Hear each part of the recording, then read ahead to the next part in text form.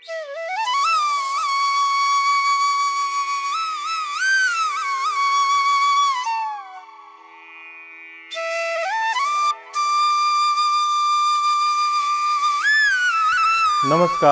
we welcome you all at the literary platform Sahityapath.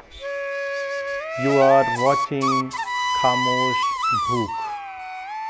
In the previous episode, you saw that Buddhiya's condition had deteriorated to the point where she had no idea what to do or where to go just to satisfy her hunger.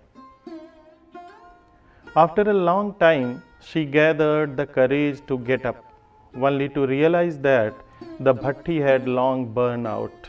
With staggering steps, she made her way to dhaba.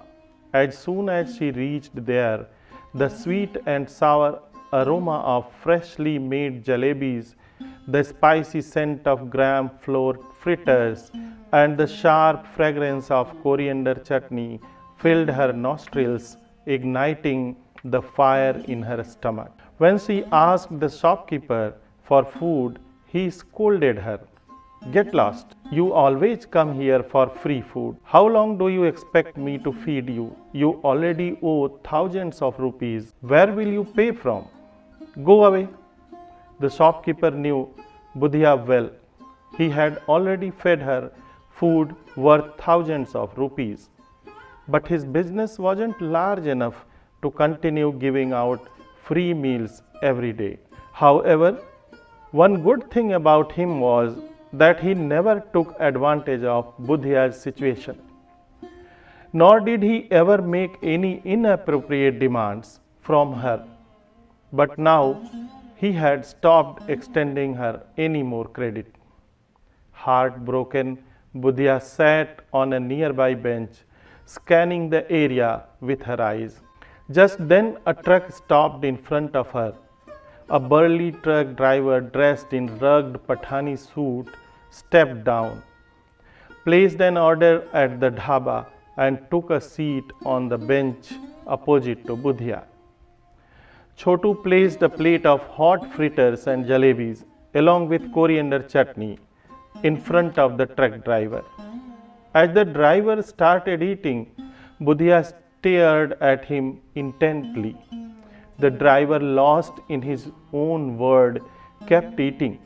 After a while, he noticed Buddhiya's gaze and immediately understood that she was starving. With a simple gesture, he asked if she wanted food. Buddhiya nodded. The driver ordered another plate of breakfast and placed it in front of her. Like a hungry tigress, Buddhiya pounced on the food. While the driver satisfied his hunger with breakfast, something else was stirring inside him. Buddhiya's tattered clothes could barely hide her natural beauty, awakening a different kind of hunger in him. Just as Buddhiya took a bite of a fritter, she noticed the driver staring at her. She smiled, perhaps as a gesture of gratitude. Every individual interprets signals based on their upbringing and mindset. An educated person would analyze such gestures appropriately, but an underdeveloped mind would often derive only one kind of meaning. In a cultured society, men and women talk, laugh, work together, and even debate. However, even in today's modern era, there are still people who believe that if fire invites dry grass, it can only be for one reason: to burn. The truck driver, interpreting Buddhiya's smile through his own narrow mindset, took it as an invitation. He placed his hand on her shoulder. However, when he saw her discomfort, he quickly removed it. Buddhiya glared at him and resumed eating. Seeing her continue her meal, the driver gained a bit more confidence. He stood up and moved to sit closer to Buddhiya. This time, He pressed against her and once again placed his hand on her shoulder. Buddhiya's body had never been touched this way before. The moment she felt his hand, a wave of disgust surged through her entire being.